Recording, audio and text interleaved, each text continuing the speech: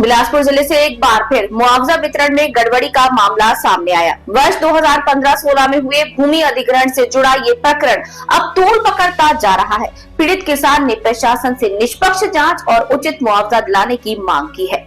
मामला बिलासपुर जिले के ग्राम क्षेत्र का है, जहां वर्ष 2015-16 में सड़क निर्माण कार्य के लिए भूमि का अधिग्रहण किया गया था। पीड़ित आवेदक का आरोप है कि अधिग्रहण के दौरान उसकी लगभग 0.6 हेक्टेयर भूमि प्रभावित हुई, लेकिन मुआवजा केवल आंशिक भूमि का ही प्रदान किया गया। शिकायतकर्ता के अनुसार अधिग्रहण की प्रक्रिया में पारदर्शिता नहीं बरती गई और वास्तविक प्रभावित रकबे का सही मूल्यांकन नहीं किया।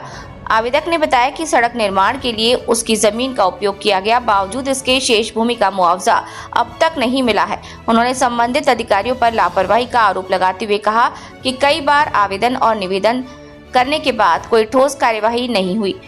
पीड़ित ने जिला प्रशासन को लिखित आवेदन सौंपते हुए मांग की है कि पूरे मामले की निष्पक्ष जांच कराई जाए और वास्तविक प्रभावित भूमि का उचित मुआवजा जल्द से जल्द प्रदान किया जाए।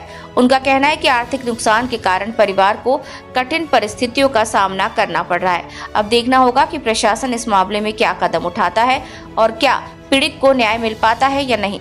फिलहाल ये मामला क्षेत्र में चर्चा का विषय बना हुआ है। N24 लाइव से प्रीति सोनी की रिपोर्ट। N24 लाइव आज हम खड़े हैं जनदर्शन बिलासपुर में कलेक्टर कार्यालय में, जहां एक भू अधिग्रहण का मामला सामने आया है, जहां एनएच के चलते इनकी जमीन जो है बेलतरा विधानसभा में जो बस स्टैंड के सामने था उसको अधिग्रहण कर दिया गया है और उसके बाद में जो है इनको 3 डिसमिल के करीब इनकी जमीन थी जिसको अधिग्रहण किया गया। केवल 1 डिसमिल जमीन का इनको मुआवजा दिया गया। उसके बाद में जो है 2 डिसमिल जमीन का इनके पास दस्तावेज में वो जमीन दर्शाई जा रही है, लेकिन अधिकारी जो है वो नदारत है, नहीं दे रहे हैं इनको मुआवजा, जिसके लिए ये लगातार जो है उस समय 2015 से यहाँ घूम रहे हैं और फरियाद लगा रहे हैं। पूरी जानकारी जो है सर से बताइए। जी अपना शुरू से बताऊं, एकदम शुरू से। राजकुमार जायसवाल। मामला यह है कि बेलतरा में राष्ट्रीय राजमार्ग का निर्माण हुआ, 2015 में अधिसूचना जारी हुआ और 2019 तक के सड़क निर्माण कंप्लीट हो गया। मेरी जमीन मौके पर थी बेलतरा के बस स्टैंड में, जहां बस खड़ी होती है। 4.25 डिसमिल जमीन मौके पर थी मेरी, 3 डिसमिल रिकॉर्ड में थी।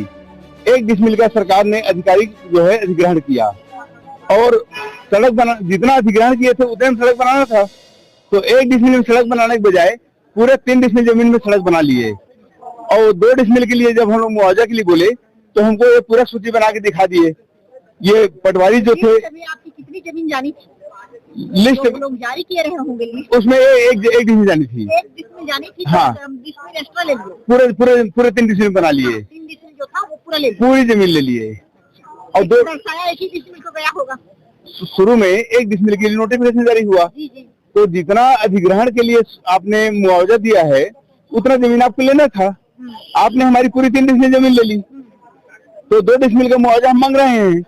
तो हमको ये पूरा सूची दिखा, जमीन वापस करे या तो जमीन वापस करे या मुआवजा दे। तो ये हमको पूरा सूची दिखाया गया कि ये पटवारी ने पूरा सूची बना दिया। बेलतरा की 47 लोगों की सूची है, ये 47 लोग भटक रहे हैं मेरे जैसे। तो कहा गया कि ये पूरा सूची में आपका दर्ज हो गया है, कुछ दिन में आपको मुआवजा आ जाएगा। तो हम लोग इसी इंतजार में जो है सड़क बनाने में कोई व्यवधान पैदा नहीं किए कि चलो भाई सरकार का पैसा है, सरकार, हाँ, कोई व्यक्तिगत आदमी है नहीं कि बनिया तो है नहीं कि लोग भाग जाएगा, चिट फंड ऑफिस नहीं है जो लोग भाग जाएगा। अब ये एसडीएम जो भू अधिग्रहण अधिकारी हैं और पूरा मैंने जिला प्रशासन है और पूरा भूतल परिवहन मंत्रालय है, ये सब मिलकर हमारे साथ धोखा कर रहे हैं। सिर्फ मेरे साथ नहीं, ये 47 लोगों के साथ धोखा कर रहे हैं। और मेरे ये 47 में से अधिकांश लोग हाई कोर्ट में केस लगाए हैं। उनके केस लगाने के बाद भी एसडीएम को उसमें निर्देश दिया गया है कि इनके मामले का शीघ्र निराकरण करें 1 महीने के अंदर। उसके बाद भी आज उनको हाई कोर्ट में केस लगाए 2 साल हो गया। अब मैं 2019 से इनको एसडीएम साहब को आवेदन दे रहा हूं कि मेरे 2 डिसमिल मुआवजा दीजिए। उस समय मेरी जमीन 36 फीट चौड़ी सी रोड में, उस जमीन की कीमत थी 45 लाख रुपए, 3 दुकानें बनी हुई थी। अब मेरे को मुआवजा क्या दिया गया है? मात्र 2 लाख रुपए, 1 डिसमिल का 2 गुना करके मात्र 2 लाख रुपए। जबकि सुप्रीम कोर्ट का वो है, सुप्रीम कोर्ट का निर्देश है कि कम से कम 4 गुना मुआवजा दिया जाए। तो उस समय भी मेरे को 1 डिसमिल का 4 लाख रुपए मिलना था, लेकिन मात्र 2 लाख रुपए मिला। उसके बाद जो भूपेश सरकार आई, उन्होंने विधानसभा में जो है वो बहुमत से प्रस्ताव पारित किया कि 4 गुना मुआवजा दिया जाए। उसके बाद जो हमारी और जमीन छूटी थी, एक जमीन, उसका 4 गुना मुआवजा दिया गया। लेकिन ये जो 1 गुना, शुरू में जो 2 गुना दिया गया था, सरकार को स्वतः देना चाहिए, न्याय करना चाहिए कि जिनके साथ छल हुआ है उनको, भाई छल क्यों करोगे आप?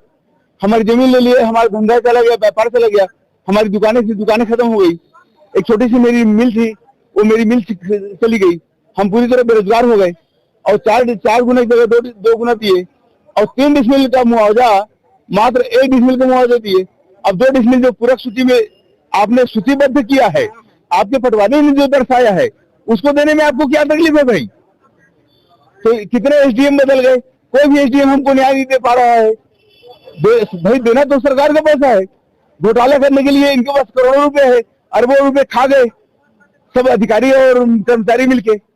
और किसानों के साथ जिनकी जमीन गई है, जो स्वयं ये सर्टिफाई कर रहे हैं, ये 47 लोगों की सूची है मेरे पास, जो ये स्वयं बता रहे हैं कि हाँ ये 47 लोगों की जमीन पूरक सूची में है, स्वयं सूचीबद्ध कर रहे हैं, उसके बाद भी मुआवजा नहीं देते। अभी आज जैसे आप आए थे कलेक्टर कार्यालय, हाँ, तो क्या अभी मैं अंदर नहीं गया हूँ, जा रहा हूँ। हाँ, आवेदन दूंगा जी, बस। आवेदन तो अभी तक के करते आए हैं आप? मैं, हाँ, अगस्त में भी दिया था। अगस्त में कलेक्टर साहब को आवेदन दिया था। उस समय मेरे कलेक्टर साहब क्या बोले कि आप नेशनल हाईवे में चाहिए, आपकी जमीन को सड़क नेशनल हाईवे में बनाया है। तो कलेक्टर साहब से मैं बोला, सर के जमीन भले सड़क नेशनल हाईवे में बनाया है, लेकिन अधिग्रहण एजेंसी तो सरकार थी, तो मैं सरकार से मांग रहा हूँ। और आज मैं फिर सरकार से ही कह रहा हूँ कि आप मेरे को ये मेरे सही 47 लोगों को, जिनके साथ आपने छल किया है, धोखा किया है, जिनको आप प्रताड़ित कर रहे हैं, बार बार चक्कर लगवा रहे हैं, अगर आपके अंदर जरा भी मानो। ग्रामीण जो है दर दर भटक रहे हैं और बस फरियाद करते, ज्ञापन आवेदन लगाते आ रहे हैं, फिर भी इनकी सुनवाई कहीं नहीं हो रही है। हम भी चाहते हैं कि ऐसी जो गरीब जनता है, जो गरीब लोग हैं, गरीब जो ग्रामीण हैं, उनके ऊपर में न्याय किया जाए, क्योंकि इनका एक आधार जो है जमीन रहता है, जिसमें ये खेती किसानी या दुकान डाल के अपना जीवन यापन करते हैं। प्रीति सोनी, इन 24 लाइव।